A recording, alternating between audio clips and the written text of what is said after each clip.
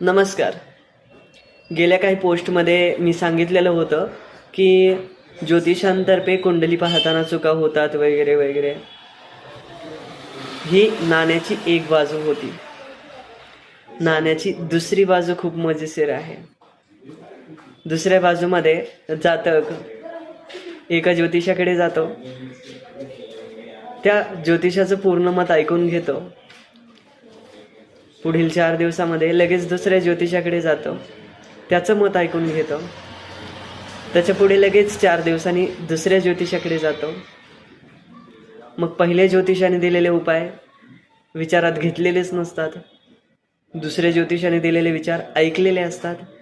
तिसऱ्या ज्योतिषाने दिलेले उपाय करायचे सुरू असतात. आणि तीनही ज्योतिषांकडे वेगवेगळ्या समस्या मांडलेल्या असतात.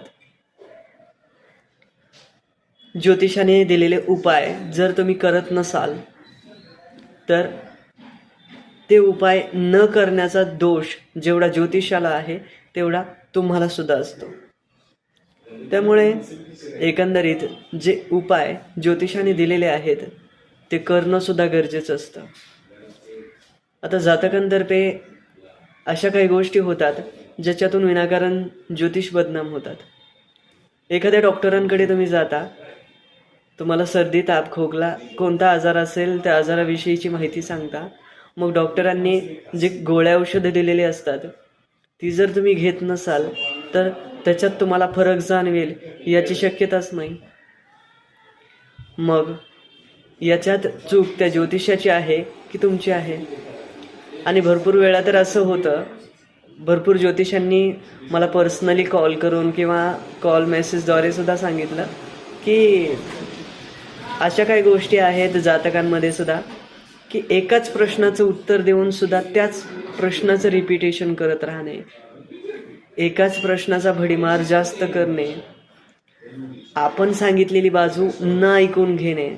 म्हणजे एखादा ज्योतिष सांगतोय की पुढे तुम्हाला जॉब संबंधित कार्य होणार आहे, तुमचा जॉब लागणार आहे, तरी देखील जॉब कधी लागेल हाच प्रश्न रेग्युलरली विचारत राहणे याने ज्योतिषाची सुद्धा मनस्थिती खराब होते. ज्योतिष जरी तुम्हाला तिथं पॉझिटिव्ह वातावरण तयार करत असेल तुमच्या सर्व गोष्टींना व्यवस्थित करण्यासाठी, तरी देखील ती एक पॉवर बँक आहे जी कुठं ना कुठं त्यांच्या साधनेतून आलेली आहे.